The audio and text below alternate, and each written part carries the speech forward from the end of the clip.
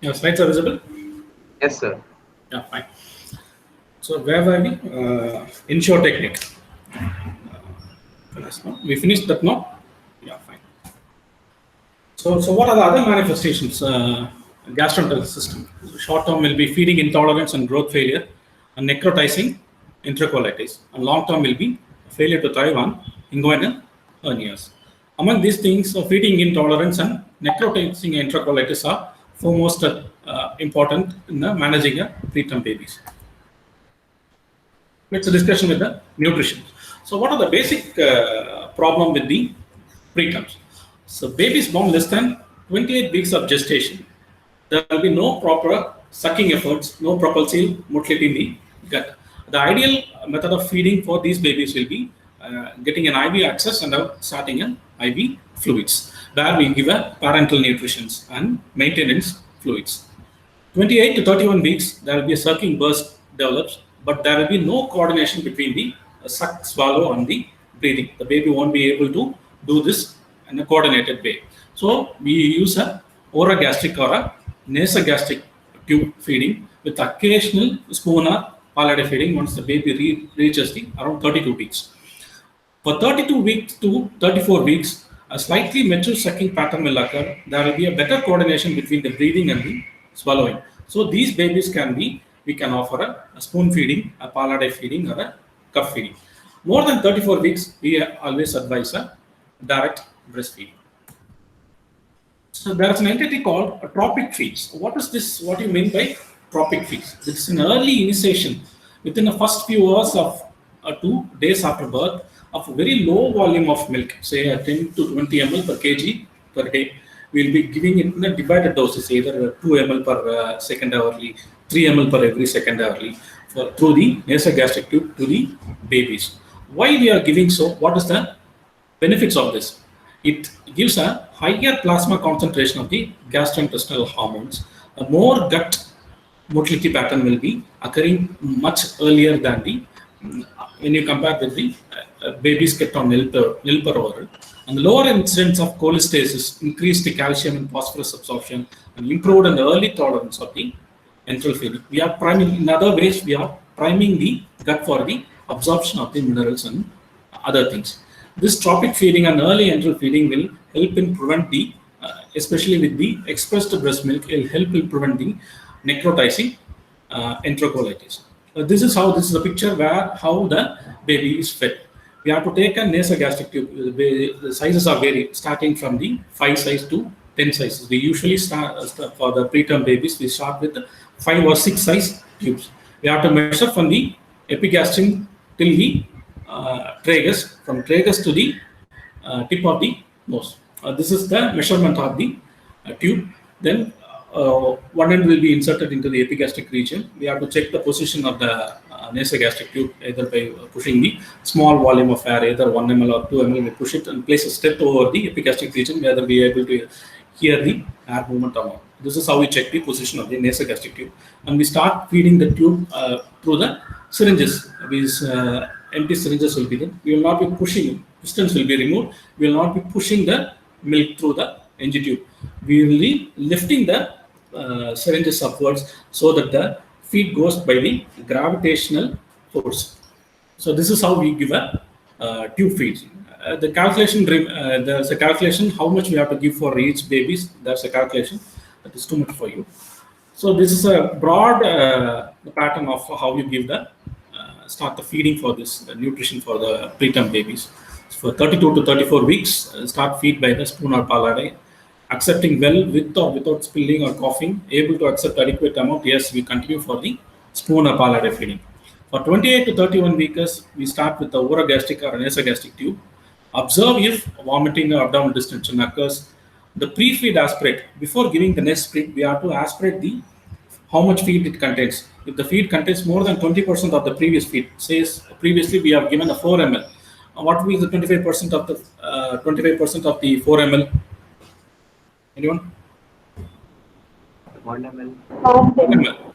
1 ml. If before giving the next feed, after 2 hours, say we are given at 10 o'clock, we are given a 4 ml. Again, 12 o'clock, we are going to give a next feed.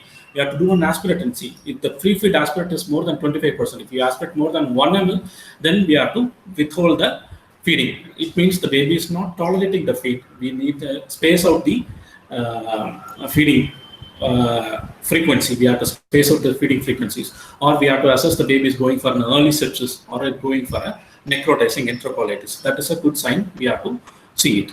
If there is no pre-feeding aspirator, we continue with the gastric tube feeding. If there is it, keep a nil per oral or space out the feeding and start the IV fluids. Less than 28 weeks, irrespective of this, we start with the IV fluids, where we give a parenteral nutrition, amino fluids, amino acids, lipids, and carbohydrates will be carbohydrate means glucose that will be given through the IV fluids. That's a separate calculation how much we have to give. All these things will be given. More than 30 or 34 weeks, we go for a direct breastfeeding. There are certain vitamins and micronutrient deficiencies will be there because the baby is born out of the uterus, where there will be no transfer of the vitamin or micronutrients through the placenta. So those things we have to supplement this. These babies, the preterm babies, are more prone for calcium and phosphorus deficiencies. So we have to start the calcium at 140 to 160 milligram per kg per day. Once the baby is on 100 ml per kg per day, feeds when it is tolerating 100 ml per kg per feeds or IV feeds. Phosphorus is half the dose of the calcium. Zinc and vitamin A, we give it as a multivitamin drops at 1 ml per day. This has to be continued.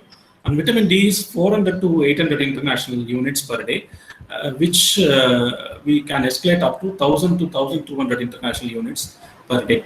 Why? Because the breast milk is very much deficient of the vitamin D that we have to supplement for all the babies. And iron, we have to start at 2 milligram per kg per day. Once the baby is born, once the baby crosses the 4 to 6 weeks postnatally. Why we are not giving it immediately means this iron is a very good substrate for the E. coli and other organisms where it can flourish and cause a sepsis. So once these 4 weeks and 6 weeks across, there's a less chances of these infections. So we start the iron after the baby is postnatally 4 to 6 weeks. Folic acid, we have to give it as 0.3 ml per kg, 0.3 ml per day. This calcium and phosphorus, we have to give till the baby reaches the 40 weeks of gestation, the term, whereas vitamin D, iron, and folic acid and multivitamin, we have to continue till 1 year of age. Next is the neonatal necrotizing enterocolitis. So what is this? There is a, as the name suggests, there is a inflammation in the intestines. So this is very particularly common in the preterm babies. So what is the risk factors? There is a triad. That's intestinal ischemia because of injury. When you put an NG tube and you start on feeds, there will be some microorganism will be entering into that, causes the injury to the lining of the epithelium. And the enteral nutrition, where we start, instead of breast milk, we start on other substrates. When we started, all these three factors will cause an injury and cause the risk factors for the necrotizing enterocolitis. So the risk factors are, what will happen? They will stimulate the toll-like receptors in the intestinal lining, TLR4 and TLR2. These will cause the collapse of the inflammatory responses, local inflammatory balances, and cause the gut hypoperfusion and injury, and which causes a gut injury. This is a mechanism of the NNAC. It's a modified Bell staging criteria for the necrotizing enterocolitis. There is 3 stages: stage 1, 2, and 3. Each will be divided into A and B. Stage 1 will be a very mild disease where the patient will be having a temperature instability, apnea, bradycardia. All these things will be there. You keep the nil per oral for the 3 days, it will subside. In stage 2, the baby will be same, but the baby will be somewhat more lethargic. There will be absent bowel sounds and the abdominal distension will start occurring. So when you take an X-ray, you see the nematosis intestinalis. You can see the air between the lining of the wall of the intestinal wall. You can see it. That is called nematosis intestinalis in stage 2. The treatment will be nil per oral. You have to start on antibiotics, broad spectrum antibiotics for 7 to 10 days. In stage 2B, the same, plus this air will be entering into the portal vein. So the air, when you see in the portal vein gas shadows, it's a stage 2B, plus or plus without ascites will be there. Same thing, nil per oral antibiotics for the 14 days. In stage 3, the same, plus you will have a definite ascites, that is stage 3A. Same, you give antibiotics 4 days, watch for whether it's progressing for a stage 3B, which is a more severe disease where you need a surgical intervention, or it getting resolved to the stage 2 and getting resolved back. You have to monitor this. So necrotizing enterocolitis is a common thing. Next comes the cardiovascular system. In cardiovascular system, what are the problems that baby will face? They will face an hypertension and patent ductus arteriosus. Long term, these babies were prone for a systemic hypertension and pulmonary hypertension.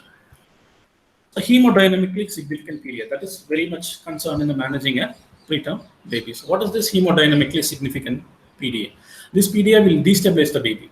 Normally, some PDAs will be there, it will be silent. We need not manage the baby so much aggressively. Whereas some PDAs, it will destabilize hemodynamically the babies where we need interventions. So what is this ductus arteriosus? Ductus arteriosus is nothing but a connection between the aorta and the pulmonary artery, where the blood flows from the aorta to the pulmonary during the intrauterine period for the passage. So ductus arteriosus closes in the two phases. So one is a functional closure and the other is a anatomical closure. So functional closure is a constriction of the smooth muscles start within few hours after birth. Anatomical closure, it occlusion of the lumen over the next several days because of extensive neo-intimal thickening and loss of smooth muscle cells from the inner muscle media. So what are the closure rates in the preterm? Term babies, you don't expect this PDA, whereas in preterm, you expect this. Babies born more than 30 weeks, there is a 90% chance these PDAs will close by day 4 and 98% by day 7. Whereas in 28 to 29 weeks, 45% will close by day 4, 67 by day 7. As the gestation decreases 26 and 24 weeks, the percentage drops to 16 and 4% and 32 and 13% by day 7 of life. So this is the problem with the preterms. So why ductus arteriosus is patent in preterm? So why is it so? There is a ductus arteriosus patency is maintained is determined by the balance between the dilating factors, the factors which cause keep the patent, or the oxygen, endothelium, rho kinase. All these things are dilators of this vessel, whereas the constrictor forces are prostaglandin E2 under intraluminal pressure. What happens in preterm? After the birth, there is an increase in prostaglandin E2 as they are not cleared by the immature. Usually the prostaglandins are cleared by the immature lungs. And sepsis and inflammation and increased sensitivity to the prostaglandin E2.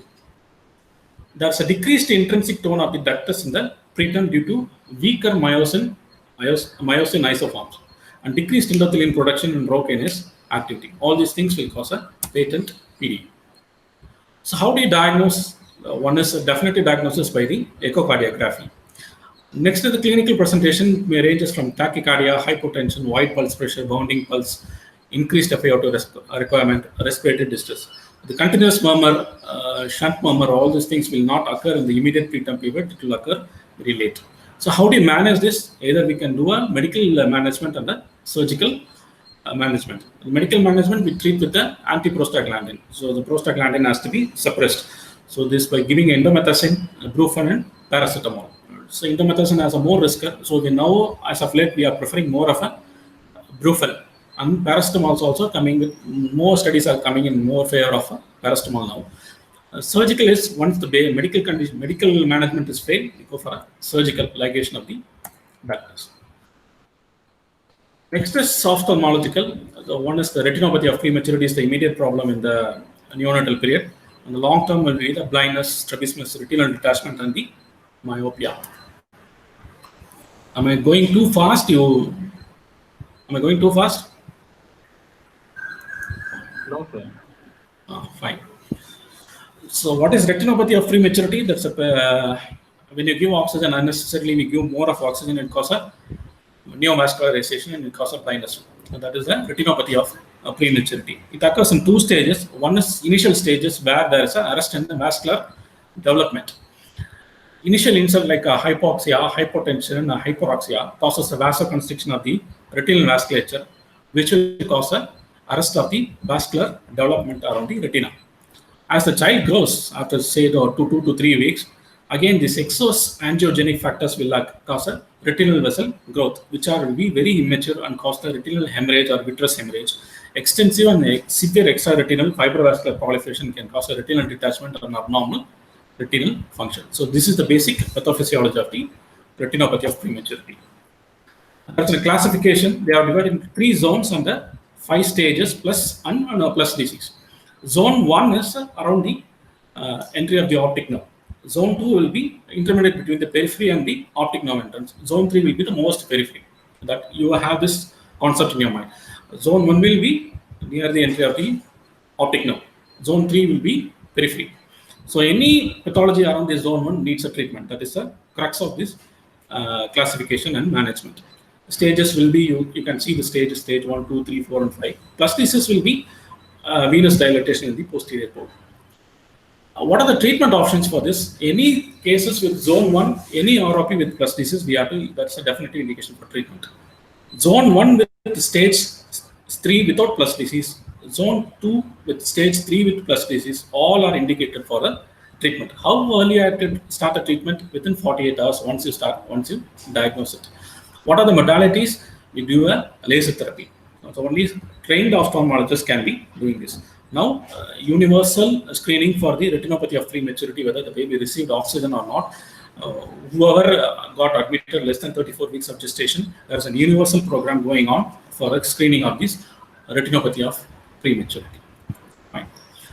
So central nervous system, you get a intraventricular hemorrhage and periventricular mucomenacia. Those are the immediate complications. And the long term is cerebral palsy. That too, diplegic cerebral palsy is the most common in the preterm babies. Hearing loss, especially sensory neural hearing loss, and the neurodevelopment delay are the long-term complications. Why does this intraventricular hemorrhage occurs? Because around the ventricle, the blood vessels will be very fragile. They will be very weak in vascular connective tissues, and there will be a lack of auto-regulatory systems. Whenever there is any injury, you expect a vasoconstriction. That is the first and foremost action that occurs. That will be absent. So the baby will be losing blood into the intraventricular. That is called intraventricular hemorrhage. We can diagnose this by doing an ultrasound of the cranium and a CT scan. Endocrinological system, short term will be the transient hypothyroxemia and cortisol deficiency. Long term will be impaired glucose tolerance and the insulin resistance. There will be some hematological complications expected in the preterm. One is anemia of prematurity, iatrogenic anemia, hyperbilirubinemia.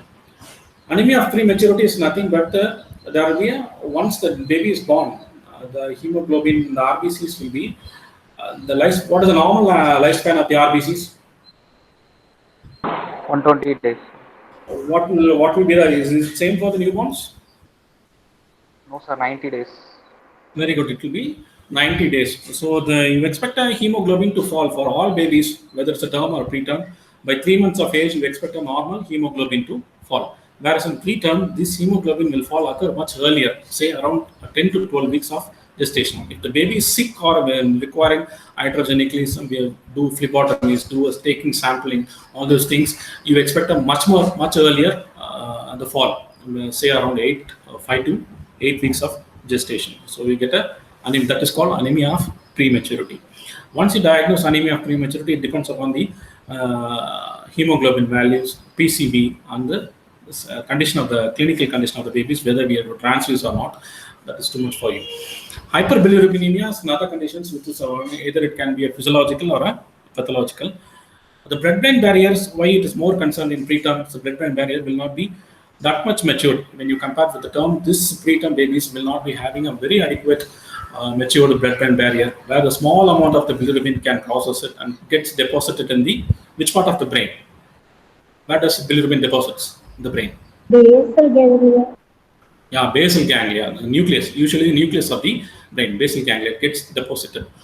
If it is getting deposited there and causes, what are the complications you expect? Chronic stress. Very good, chronic stress. Then long term, what type of CP you will get? So what are the functions of the basal ganglia?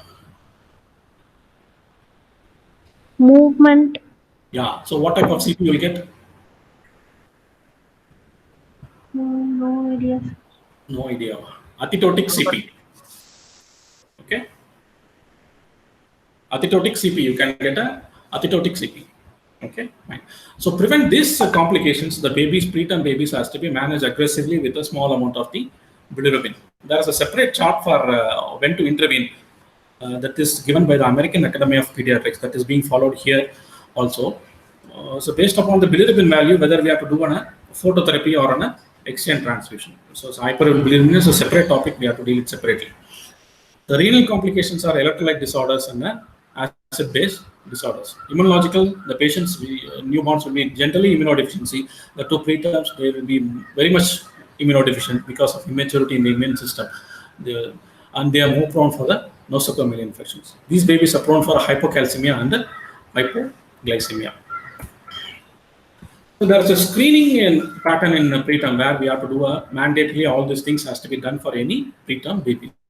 So whenever the suspect an IVH, you do a HUS, that is a head ultrasound. On day 1 of life to day 3, we have to do an ultrasound and repeat on day 7 and 10.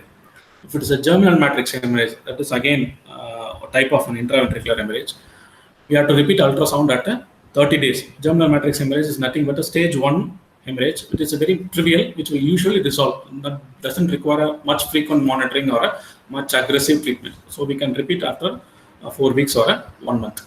Intraventricular hemorrhage, where the hemorrhage occurs into the ventricle. So what are the deadly complications of this intraventricular hemorrhage? What are late complications? Anyone? Increased intracranial tension. Very good. That will hydrocephalus. Very good, hydrocephalus. It will lead to a hydrocephalus. That entity is called post-hemorrhagic hydrocephalus, where this debris goes into which is the narrowest part of the CSF flow. Aqueduct of Sylvius. Very good. Aqueduct, that is the very narrowest part. So all these blood particles and debris goes and deposited and obstruct the CSF flow, causing the dilatation of the lateral and the third ventricle. So the baby will go for a hydrocephalus. So intraventricular hemorrhage, we have to repeat every 3 to 7 days until the baby is stable or this intraventricular hemorrhage spontaneously resolved. We cannot actively, we cannot do it anything. Okay, unless there is an intracranial tension, baby is deteriorating, we can do an intraventricular drainage. Other thing, we have to wait and watch. Periventricular white matter disease, ultrasound at 30 days, repeat at 30 weeks or 38 weeks post-menstrually, and consider MRI if HUS findings are equivocal. ROP screening, again, as we discussed, we have to perform ophthalmic examination at 4 to 6 weeks postnatal. Once the baby is born, after 4 weeks of age to 6 weeks, we have to do a ROP screening. Then repeat every 2 weeks if there is no ROP. Repeat weekly if ROP is present. Repeat twice weekly for pre-threshold disease rapidly progressing ROP. Audiological screening, that is again a mandatory because we expect a sensorineural hearing loss. So here, once the baby crosses 34 weeks of gestation, we do a audiological screening. There are two methods. One is autoacoustic emissions, OAE, that is called, that can be done in the bedside or a NIC itself. Another is a BERA, brainstem evoked response audiometry. That has to be done under but 3 months of age. Okay, fine.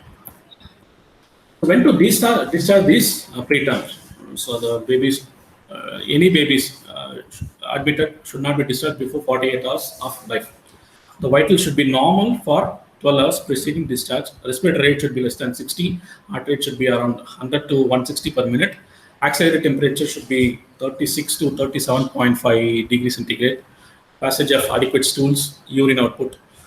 The baby should be able to have a successful feeding, able to coordinate sucking, swallowing, and breathing. And weight gain, the weight loss should not be more than 7%. And risk assessment plan for jaundice, we have to screen babies for a jaundice. Vaccine has to be given with hepatitis B. A genetic and a metabolic screening test we have to do for all the babies. Hearing assessment that has to be planned. And the parents have been trained and demonstrate competency in caring for this infant. The family and environmental social factors has to be assessed. When the risk factors are present, discharge should be delayed. These are the criteria before we discharge the babies. Generally, once the baby crosses the 2 kgs or the baby is able to maintain the thermoneutral temperature stability, able to take an adequate feeding, either a palated feed or a direct breastfeed, should be out of antibiotics. All these are general criteria we follow here. Thank you. Any doubts? Hello?